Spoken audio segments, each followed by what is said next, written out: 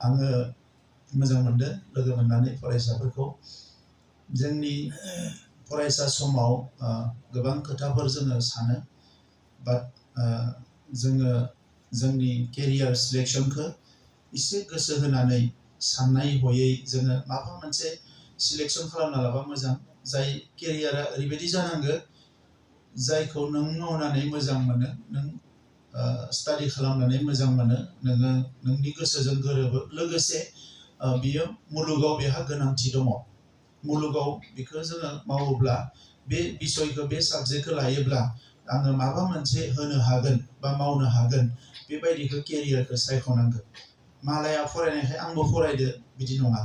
मालाया बयबो थांदोखाय आंबो थांदो बिदि नङा दा ओंखायनो मा जादों मोनसे फिसा साख्रि ओंखारोबा बेवहाय 1 लाख मानसिया एप्लाइ खालामो 10,000 मानसिया एप्लाइ खालामो 5,000 मानसिया एप्लाइ खालामो खायफा अपरचुनिटि फैयो बेखौ रावबो एप्लाइ खालामा बे साबजेक्टआवनो गैया मानसिफ्रा ओंखायनो मुलुगखौ सोरगिदिं नायोब्ला नुगोन जे बेवहाय गोबां केरियार लानो हायो जायखिजाया केरियार नेचारनि थाखाय खामानि मावनो हायो ससाइटिनि थाखाय खामानि मावनो हायो कालचारनि थाखाय खामानि मावनो हायो हेरिटेजनि थाखाय खामानि मावनो हायो जायखिजाया बिथिङावनो खामानि मावनो हायो ओंखायनो जोंनियाव गोबांनियावनो मबाइल दङ आजिखालि बयबो कम्पिउटार नायो दा बेवहाय गुगोलफ्राव नायनांगौ जे बेस्ट केरियारा दा 21st सेन्चुरिनि बेस्ट केरियारा मा जानानै दङ बबे साबजेक्टखौ फरायोबा मोजां जागोन खायफा साबजेक्ट दङ नों थाबनो फरायोबा थाबनो साख्रिबो मोनगोन आजिखालि MBA फरायो फरायसाफ्रा MSW फरायो दा बै साबजेक्टफोरखौ जोङो सिलेक्ट खालामनांगौ आरो नैफोरबायदियाव हाबलांनो हायोबाथ' बिराद मोजां बेवहाय नोंहाबो लाब जाबाय समाजाबो लाब जाबाय मुलुगाबो लाब जाबाय हारियाबो लाब जाबाय बयहाबो लाब जाबाय दा बिथांमोना सानै सुबुं जोंनि थाखाय खामानि मावनो फैदों सानैबो जोंनि नङा दा बिथांमोना ओरैबायदि माने बे खामानिजोंनो जोंहा गोबां खामानि जागोन इयुनाव नाथाय बेवहाय जोंहा मानसि गैया दा जोंनियाव सासे मोजां एन्थ्रपलजिस्ट गैया जोंनियाव बेबायदि माखासे मानसिफोर गैया हिस्ट्रियान गैया जायनि थाखाय जोंनि माखासे खामानिया जानांगौ खामानियानो जायाखै दा बेखौ नोंसोरो गोसो जायोब्ला फरायसाफ्रा बेखौ हायो आङो जोबोर मोजां मोनदों बयबो बाहागो लादों आरो दिनैनि हाबाफारिया जाफुंसार महर मोनथों बेखौनो खावलायनानै बेखौनो इसोरनि खाथियाव आरज गाबनानै आंनि बुंनायखौ फोजोबबाय गोजोन्थों बे हाबाफारिनि लोगोयै दिनै मा हाबाफारि लानाय जादों बे वेबसाइट लन्च खालामनायजों लोगोसे जोंना दङ बे वेबसाइटआनो जोंना आरो मोनसे सफ्टवेरनि दंखायो बे जों हार्ड कपि आरो सफ्ट कपि खालामनानै दोनखादोंमोन बेखौबो जोङो माबाबाय अपेन खालामबाय आरो वेबसाइटखौबो अपेनिं खालामबाय ओमफ्राय बेजों लोगोसे जोंना दङ गासैबो कलेजनि स्टुडेन्टफ्रा जोंनि क'क्राझार जिहेतु आर्किअल'जि आरो मिउजियाम बिनि सोमोन्दै बहुत स्टुडेन्टआनो मिथिया बेखौ एसे जाहाथे जोङो एवेर खालामनो हायो जोंनि क'क्राझारनि पाब्लिकखौ बेनि थाखाय गथ'फोरखौ लेंहरदों स्टुडेन्टफोरखौ बेनिफ्राय जों स्पिकार सानै लेंहरदों कटन इउनिभारसिटिनिफ्राय सासे ओमफ्राय सासेया प्रागज्यतिष कालचारेल रिसार्च सेन्टारनिफ्राय बे सानै स्पिकारा दा गावसिनि एक्सपिरियेन्सखौ शेयार खालामगोन विथ स्टुडेन्टस दा निस्सय स्टुडेन्टफ्रा बिसोरनिफ्राय एसे माबा लानो हागोन आरोखि आर्किअल'जि डिपार्टमेन्टनि एक्सपिरियेन्सखौ लानो हागोन बेखिनियानो जों दिनै एक्सपेक्ट खालामनानै बे प्रग्रामखौ लादों फरायसाफ्रा एराउन्ड 200 जागोन जों 150 एक्सपेक्ट खालामदोंमोन मोर देन देट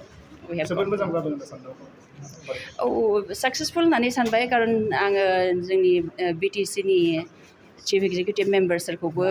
रिकुवेस्ट खालामदोंमोन सारा जों आंनि रिकुवेस्ट बायदिनो फैबाय बाहाय बहुत माने गावनि हेक्टिक शेड्युलखौ दोनथ'नानैबाबो बाहाय जोंनि गेजेराव नुजाफैबाय बेनि थाखाय आङो सारनिसिम माने मा होनो grateful very very grateful to him बे आरो ओमफ्राय दा आं प्रग्रामखौ साक्सेसफुल होननानै सानो जोंनि फरायसा मिउजियाम आर्किअल'जि फिल्डआ ओरैबायदि जेनेबा जों दानि दिनावहाय साइन्स माबा माबिखौ बहुत सिनायो नङा होमबा जों साइन्सखौ सिनायो टेक्न'लजिखौ सिनायो साइन्स एन्ड टेक्न'लजिजों जों थांफाबाय थायो खिन्थु जों ओरैबायदि बावबोबाय जे माने जोंनि रुटआ मामोन जोंनि हिस्ट्रि जों दिनैनि साइन्सनि स्टेजाव जे फैदों बेनि सिगां जों माबायदि दंमोन बेफोर बुस्थुखौ जों दा मिथिला ओंखायनो आं सानो जों दानि स्टेजखौ फिल खालामनोबा माने बेटार वेजों फिल खालामनोबा जोङो पास्टनि स्टेजखौ जोङो गोसोखांनांगोन जों माबायदि अबस्थायाव दंमोन बै समावहाय बेफोर बुस्थुखौ जोङो स्टाडि खालामनांगोन फरायनांगोन रिसार्च खालामनांगोन बुजिनो हानांगोन जों मानिफ्राय मा जाबोखो दिनै साइन्स एन्ड टेक्न'लजिनि खोथा दङ खिन्थु बै समावहाय जोङो थाबायनानै थांनाया मा होनो साप'ज हुइलखौ जोङो साइन्स एन्ड टेक्न'लजिया दिहुनबाय बै समावहाय मानि थाखाय मानसिफ्रा बेखौ फिल खालामनांखो जे हुइल दिहुननांगौ बे बुस्थुखौ जोङो दिनै बे मिउजियाम आर्किअल'जि साइडनिफ्रायनो जों बेफोरखौ मोनो आरोखि ओंखायनो बेखौ जोंथ' गभर्नमेन्टनिफ्राय दा जोंनि बे डिपार्टमेन्ट आं एक्सपेक्ट खालामो बे डिपार्टमेन्टआ जोंनि बड'लेण्ड इउनिभारसिटियाव फैनाया मोजां बड'लेण्ड इउनिभारसिटियाव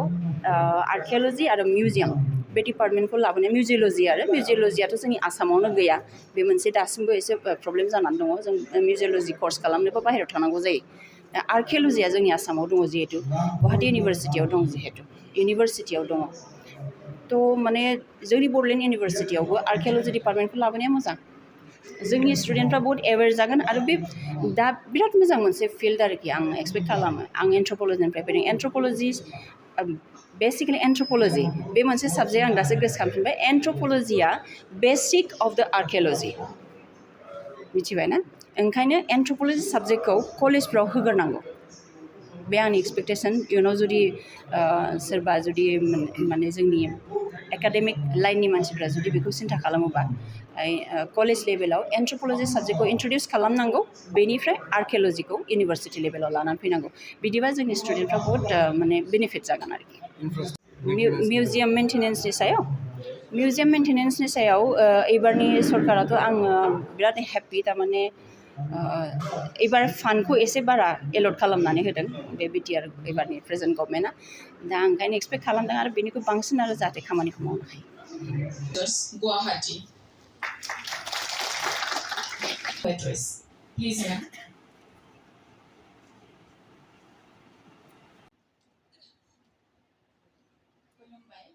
नमस्कार गाहाय सोद्रोमा